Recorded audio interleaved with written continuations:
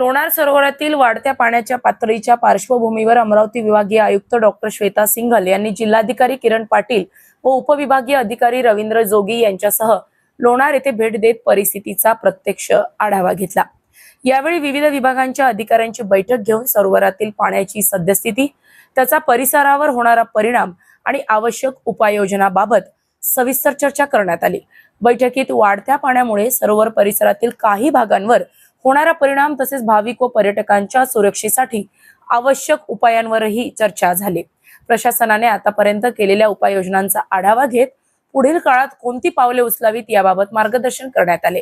दरम्यान मेहकर मतदारसंघाचे आमदार सिद्धार्थ खरात यांनी पत्रकारांशी बोलताना लोणार धारातीर्थ भाविकांसाठी स्नानासाठी खुले होईपर्यंत आपला लढा सुरूच राहणार असल्याचा इशाराही दिला।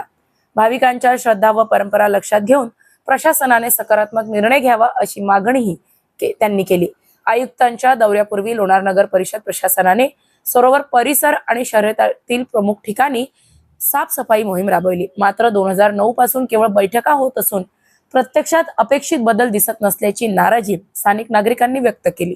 लोणार सरोवराचे संवर्धन आणि कमळजा माता मंदिराच्या परिसराचा विकास करण्यासाठी प्रशासनाने आता ठोस निर्णय घ्यावेत अशी मागणी स्थानिकांकडून। अशाच महत्त्वपूर्ण बातम्यांच्या अपडेटसाठी अजिंक्य भारत न्यूजच्या पेजला फॉलो करा आणि सबस्क्राइब करा।